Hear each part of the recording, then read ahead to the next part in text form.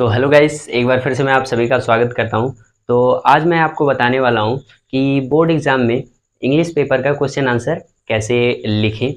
तो क्या करते हैं हम गाइस, अक्सर क्या करते हैं, हम अपनी इंग्लिश की किताब का पूरा चैप्टर तो पढ़ लेते हैं, लेकिन चैप्टर पढ़ने के बाद हम क्या करते हैं, उसका क्वेश्चन आंसर लिखते हैं, उसकी एक फेयर बनाते हैं, क्वेश्चन आंसर लिखते हैं और उसको क्या करते हैं, रटने बैठ जाते हैं। लेकिन गाइस, अगर मैं आपको दिखा दूं, आपको दिखाता हूं कि गाइस क्या है, अगर मैं आपको एक हाई स्कूल का दिखाता हूं, हाई स्कूल का जो इंग्लिश का फर्स्ट चैप्टर का जो क्वेश्चन आंसर है, तो गाइस एक एक क्वेश्चन आंसर आपका क्या है गाइस, एक क्वेश्चन का आंसर लगभग 10 लाइन का है। क्या है गाइस, 10 लाइन का है। अगर हम क्या करें, इंग्लिश का क्या करें, एक चैप्टर का मैं मानूं तो एक चैप्टर में कुछ नहीं तो 10 प्रश्न हैं।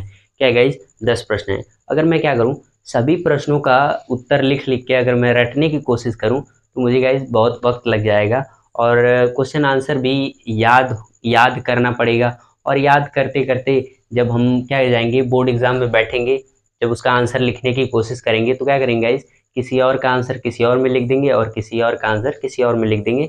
या तो अक्सर हम क्या करते हैं, को उसका आंसर ही भूल जाते हैं।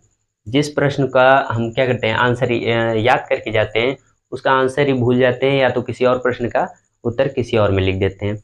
तो गाइस, आज आपको मैं बताने वाला हूँ कि सबसे बेस्ट तरीका क्या है आपको इंग्लिश का क्वेश्चन आंसर लिखने का। तो क्या करिए गाइस, आप पहले जो आपके इंग्लिश का फर्स्ट चैप्टर है उसको क्या करिए, आप अच्छे से रीड करिए, पढ़ लीजिए। पहले आप इंग्लिश में पढ़ लीजिए, फिर एक बार हिंदी में पढ़ लीजिए। फिर क्या करिए गाइस, आप उसको इंग्लिश में पढ़ने के बाद आप उसको हिंदी में पढ़िए। हिंदी में पढ़ने के बाद क्या करिए, उसके जितने क्वेश्चन आंसर हैं उसको क्या करिए गाइस, एक जगह लिख लीजिए।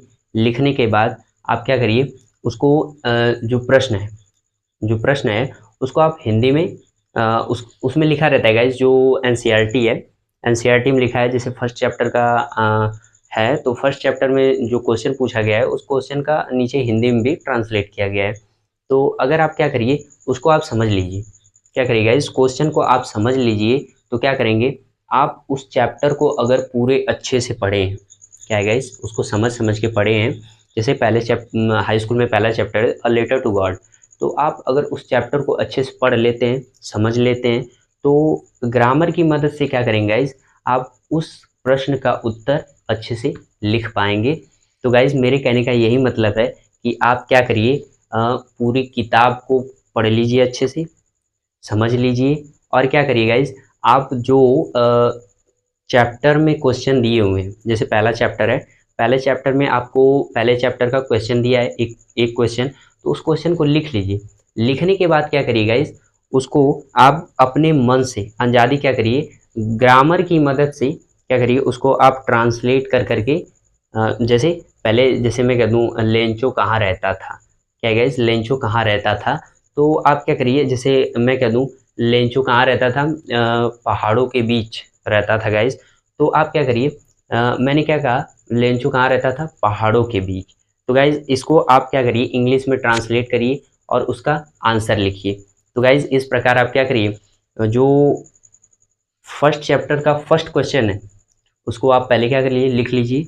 लिखने के बाद आपने चैप्टर अच्छे से पढ़े हैं, समझ समझ के, तो आप क्या करिए, उस उसका क्वेश्चन इंग्लिश में ट्रांसलेट कर करके लिखिए, प्रैक्टिस करिए और करते करते क्या करिए गाइज, ऐसे इम्प्रूव करते करते करते करते आप क्या करेंगे, आप देखेंगे कि आपको बोर्ड एग्ज़ाम तक आते आते आपको इतना कॉन्फिडेंस हो जाएगा कि आप क्या करेंगे, बोर्ड एग्ज़ाम में अच्छे से अपना आंसर लिख पाएंगे। और आपका कभी ये भी गलत नहीं होगा कि किसी और क्वेश्चन का आंसर किसी और में लिख दीजिए, ऐसा नहीं होगा गाइज। क्यों? क्योंकि आपने क्या क्या किया है, चैप्टर को समझ समझ के पढ़ा है।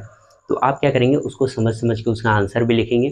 तो ओके गाइज, तो मिलते हैं नेक्स्ट वीडियो में। आप अच्छे से क्वेश्चन आंसर लिखने की कोशिश करिए, उसको कॉपी पे लिख लिख के प्रैक्टिस करिए।